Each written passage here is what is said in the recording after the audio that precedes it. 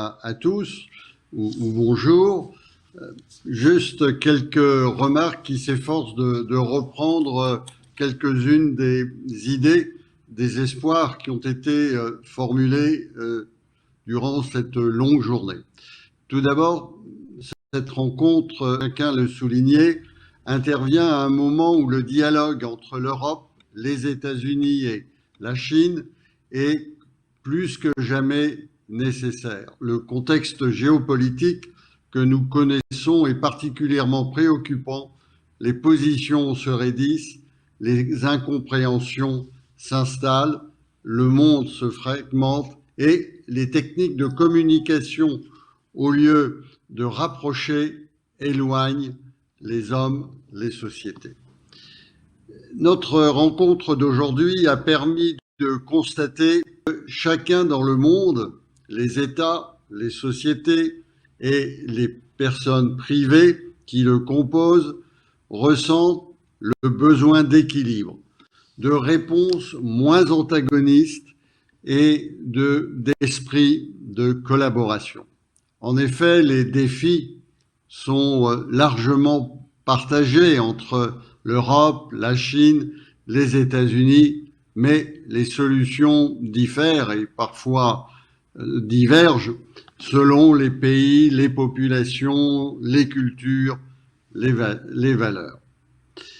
Des débats de cette journée, on peut retenir que les principaux défis portent sur la course entre la technique et la régulation.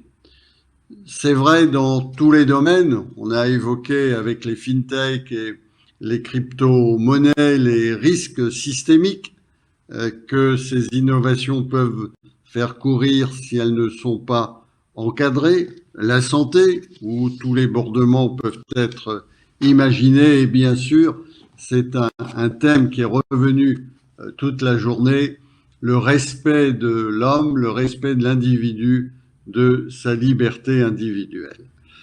Second défi, celui des positions dominantes que peuvent prendre un certain nombre de grandes sociétés nationales ou multinationales qui non seulement peuvent contrarier, modifier les règles du marché, mais aussi de manière plus ou moins cachée, changer les cadres et les valeurs de la société. Et enfin, troisième défi, c'est l'équilibre entre la souveraineté, l'autonomie des États que chacun poursuit pour ne pas être dans une position subordonnée et dans le même temps la nécessité de préserver la liberté d'échange, la circulation des hommes, des produits, des idées.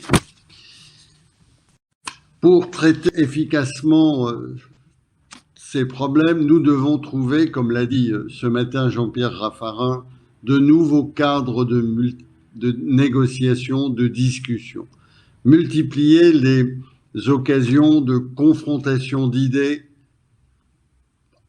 montrer nos priorités à l'image de ce qui se fait sur le climat par le mécanisme des conférences des parties prenantes, une implication très large de l'ensemble des parties prenantes. La rencontre d'aujourd'hui que la Fondation Prospective et Innovation et Cavendish ont organisée est une modeste contribution à cette mise à niveau de nos cadres de communication.